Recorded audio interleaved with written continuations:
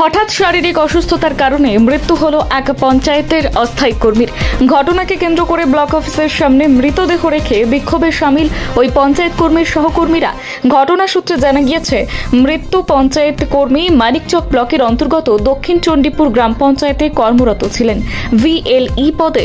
মৃত এই পঞ্চায়েত কর্মীর বাড়ি ভূতনি থানার হীরানন্দপুর অঞ্চলে। মানিকচক ব্লক প্রশাসনের তরফ থেকে SIR এর যাবতীয় কাজ অতিরিক্ত চাপ দিয়ে VLE সহ অন্যান্য কর্মীদের অতিরিক্ত সময় ধরে করাচ্ছিলেন।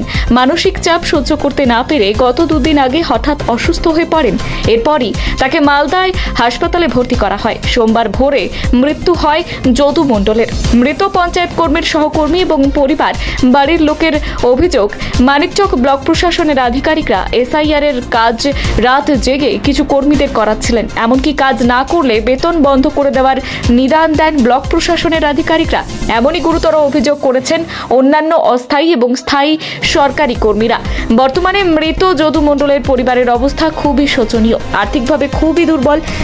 মৃতদেহ জুড়ে অফিসে রেখে বিক্ষোভে সামিল হয়ে তারা দাবি জানান, এই পরিবারের পাশে প্রশাসনকে দাঁড়াতে হবে, বাচ্চাদের পড়াশোনার দায়িত্ব নিতে হবে এবং সংসার কিভাবে চলবে তার ব্যবস্থা নিতে হবে।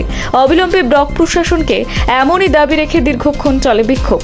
অকালে যদু মণ্ডলের মৃত্যুতে শোকের ছায়া ব্লক এবং পঞ্চায়েত অফিস সহ গোটা ভূতনি জুড়ে। Bureau report, news hunt TV.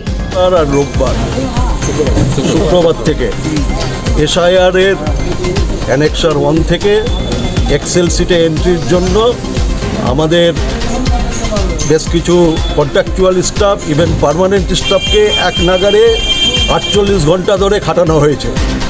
ভিডিওর এই অমানবিক অত্যাচার সহ্য না করতে পারে আমাদের এই VLE যদু মণ্ডল মারা গেছে, তার ব্রেন স্ট্রোক হয়েছে।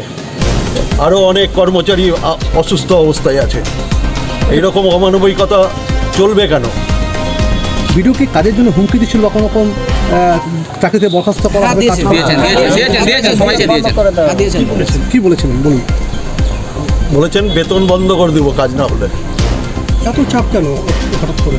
সবাইকে ফার্স্ট হতে হবে, প্রত্যেকটা ব্লককে ফার্স্ট হতে হবে, না হলে জেলায় বা রাজ্যের কাছে থাকবে না। সেটাই হচ্ছে তাদের মতো, র্যাঙ্কিং বা TRP বাড়াতে হবে, এটাই হচ্ছে মেন উদ্দেশ্য। মানে নিজেদের পদমর্যাদা বাড়াতেই একদম একদম। আমি ব্লকগতভাবে আজ ব্লক সভাপতি ফেডারেশনের, পশ্চিমবঙ্গ রাজ্য সরকারি কর্মচারী ফেডারেশন। পরশু দিন আমি যখনই জানতে পারি 4টার সময়, আমি তখন দপ্তরপতি বিজয় সম্মেলনকে আমাকে এক VLE ফোন করে সাক্ষীটা। আমি জেনে দেওয়ার সঙ্গে সঙ্গে জেলা মেডিকেল কলেজে আমি ফোন করে ICU থেকে শুরু করে যতগুলো ব্যবস্থাপনা আমাদের ব্লক থেকে এবং জেলা কমিটি ব্যবস্থা নিয়েছে।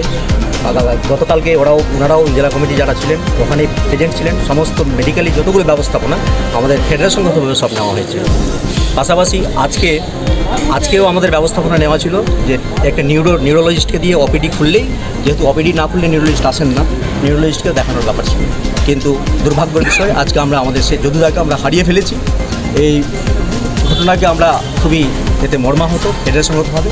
তবে আমরা এইটুকুই বলতে পারি, যেভাবে আমাদের যদুদা আজকে এই ব্লক থেকে চলে গেলেন, আগামী দিনে যাতে এই যদুদার মতো ঘটনা যাতে না ঘটে, আমরা ফেডারেশনগতভাবে আমরা অবশ্যই এই ব্যাপারে জেলা কমিটি উদ্যোগ নিয়েছেন, রাজ্য কমিটিও ইনস্ট্রাকশন দিয়েছেন, জেলা কমিটি এই ব্যাপারে দেখবেন।